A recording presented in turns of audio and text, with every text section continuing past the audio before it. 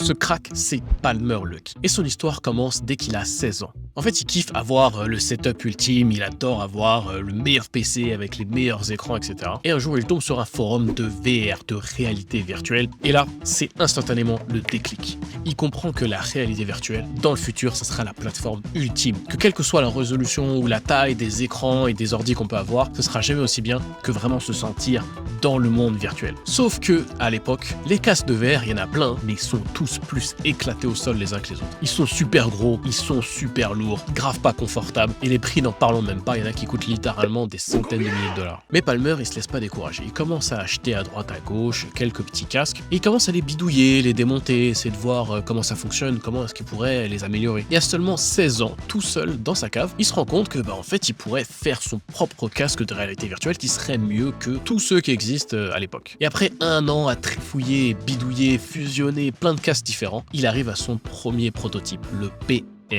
Et c'est à ce moment-là que sa quête vers le réalisme ne fait que commencer. Et donc il est super content, il a son premier prototype, il en parle avec les gens du forum, il explique comment est-ce qu'il a fait. Et en fait c'est que le début parce qu'il continue petit à petit d'améliorer et d'avoir des nouvelles versions de son prototype avec le PR2, 3, 4, 5, jusqu'à son 6e prototype qu'il va appeler l'Oculus Rift. Ça devrait vous dire quelque chose. Et c'est à ce moment-là que les gens avec qui il discute sur le forum, ils lui disent mec, ton prototype il est incroyable, il est 10 fois meilleur que tous les autres produits qui existent, même les produits qui coûtent littéralement 100, 200 000 $. Et ils lui disent mec, il faut absolument que tu mettes en vente ton prototype avant que les entreprises te volent ton idée. Donc il commence à assembler une petite équipe de passionnés pour pouvoir commercialiser son projet. Mais à ce moment-là, il y a un nouveau site qui commence à monter pas mal qui s'appelle Kickstarter et qui permet aux gens qui ont un projet ou un produit de pouvoir se faire financer directement par les gens sans devoir passer par des banques ou des gens qui vont prêter de l'argent. Avec ses 2-3 potes, il fait ses comptes et il se dit si on arrive à lever à peu près 200-250 000 $, on aura assez d'argent pour pouvoir passer du stade de prototype à un vrai produit qu'on va pouvoir vendre aux gens. Mais au même moment, sur le forum de passionnés de réalité virtuelle, il y a un mec un petit peu particulier qui traîne. Et ce mec, c'est John Carmack. John Carmack, c'est une star des jeux vidéo. C'est le mec qui a fait Doom, qui a fait Quake, etc. Et il tombe sur le prototype de Palmer. Et il veut absolument l'essayer. Et donc Palmer, il lui envoie un prototype. Et là, John, il pète un câble. Il se dit vraiment, parmi tout ce qui existe en ce moment, tout ce que des grosses entreprises comme Sony, Panasonic, ils font, c'est éclaté. Alors que ce qu'un petit étudiant a fait dans son garage, c'est vraiment incroyable. Il est tellement impressionné qu'il va reprendre une version de Doom 3 et il va l'adapter pour qu'elle fonctionne sur l'Oculus Rift. Et quelques temps après, c'est l'E3, le plus grand salon de jeux vidéo au monde, et il présente devant tout le monde, tous les journalistes, Doom 3 en réalité virtuelle. Alors là, mon gars, c'est l'engouement. Tous les journalistes, ils en reviennent pas, ils essaient, ils sont comme transportés dans une 4e dimension, quoi. Et donc tout le monde parle du prototype, tout le monde parle de l'Oculus Rift, et donc la campagne Kickstarter, elle stonks et reçoit 2,5 millions de dollars de financement de la part de tous les gens qui veulent absolument l'essayer. Donc maintenant, il a son argent, c'est cool, mais maintenant, il va falloir faire un vrai produit parce que le prototype de l'Oculus Rift, c'est encore un truc bidouillé avec des pièces prises à droite à gauche et qui tient avec du scotch. Mais avec tout l'argent qu'il a levé, il peut créer une vraie entreprise, embaucher plein d'employés et réussir à fabriquer et à envoyer l'Oculus Rift à tous ceux qui ont participé au projet Kickstarter. Mais au fond, Palmer, il sait que pour vraiment passer au next level, il va lui falloir beaucoup plus d'argent. Parce que même si maintenant l'Oculus c'est un vrai produit, ça tient plus avec du scotch, c'est toujours principalement vendu en tant que development kit. Donc c'est principalement fait pour que les développeurs puissent l'essayer et pouvoir créer des jeux pour pouvoir fonctionner avec l'Oculus Rift. C'est pas encore tout à fait un produit grand public. Et pour que ça soit un produit grand public, il y a encore pas mal de problèmes à gérer et surtout ça voudrait dire qu'il faudrait créer des composants spécifiques pour la VR. Pour l'instant, ça fait que utiliser des morceaux de smartphone et des choses comme ça. Et pour pouvoir faire ces composants spécifiques, il faut beaucoup plus que 2,5 millions. Et c'est là qu'arrive Mark Zuckerberg. Et Zuckerberg, il a un regret,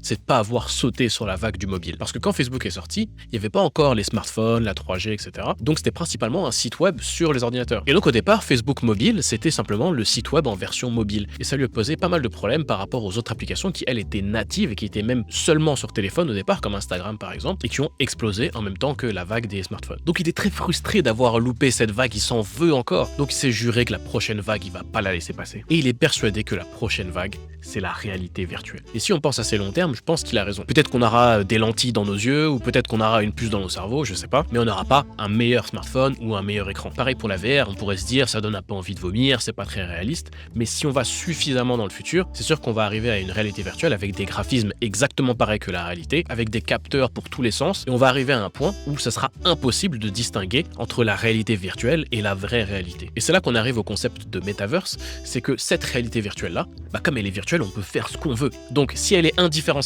de la réalité normale et qu'on peut faire ce qu'on veut, forcément, ça sera largement meilleur que la vraie réalité. Et si c'est largement meilleur que la vraie réalité, les gens vont passer la majorité de leur temps dans cette réalité virtuelle. Donc si tu es une grosse entreprise tech et tu cherches à être le leader dans 30, 40, 50 ans, tu es obligé de tout parier sur la réalité virtuelle. Ça peut paraître un petit peu bizarre, mais c'est déjà de plus en plus le cas avec les jeux vidéo dans lesquels on dépense du vrai argent pour avoir des skins virtuels, mais aussi par exemple avec le concert de Travis Scott dans Fortnite. Donc on peut débattre que est-ce que c'était moins bien ou mieux que dans la réalité. Par contre, ce qui est sûr, c'est que c'était une expérience qui était irréalisable dans la vraie réalité. Donc comme Zuckerberg, c'est un extraterrestre lézard immortel, il regarde 50 ans dans le futur, il va proposer de racheter Oculus pour 2 milliards de dollars. Pour comparaison, quand Facebook a racheté Instagram, c'était juste 1 milliard. Et Instagram, c'était là depuis des années, ils avaient des millions d'utilisateurs, alors que Oculus venait juste d'être créé et ils avaient aucun produit grand public. C'était juste des kits de développement. Et donc là, tous les fans d'Oculus, ils se disent « Ah, Facebook, ça sent pas très bon. » Même à l'époque, déjà, les gens n'étaient pas super chauds. Mais Palmer, il essaye de rassurer un peu tout le monde parce qu'il sait que c'est nécessaire pour pouvoir vraiment passer au next level et avoir un produit grand public. Et donc, il promet à tout le monde qu'on ne mettra pas de publicité dans les casques et qu'on n'aura pas besoin de compte Facebook.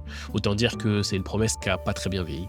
Et peu de temps après, notre gars Palmer, il tombe dans un petit bourbier. À l'époque, c'était les élections entre Clinton et Trump, et il se trouve que Palmer a fait une donation de 9 000 $ à une organisation qui était pro-Trump. Et dans la Silicon Valley, être pro-Trump, c'est vraiment très très mal vu. Il va même jusqu'à se faire virer de Facebook. Évidemment, Facebook va nier que c'est à cause de ses opinions politiques, mais c'est une histoire pas très claire. Et donc là, Palmer, il est détruit, il est abattu, on lui a volé son rêve de pouvoir faire la plateforme ultime de réalité virtuelle. Mais toutes ces histoires de politique, d'élection, ça l'a rendu encore plus patriote. Et donc il commence à regarder du côté de l'armée américaine, et il se rend compte que l'armée de son pays, même si c'est la plus grosse, celle qui dépense le plus d'argent, etc., technologiquement, ils sont en train de se faire larguer par tous les autres grosses armées du monde. Par exemple, il réalise qu'un ennemi pourrait juste acheter quelques drones, mettre des bombes dessus et puis les envoyer sur une base, et ça leur coûterait rien, et ça ferait des dégâts incroyables. Et l'armée américaine, même si c'est censé être la plus balèze du monde, elle a aucune défense contre des drones à 500 balles. Il essaie de comprendre pourquoi, et il se rend compte qu'en fait, dans le militaire, les entreprises ont des tarifs un petit peu particuliers. Ils vont dire à l'État, on sait pas encore ça va coûter combien, mais tous mes coûts de développement,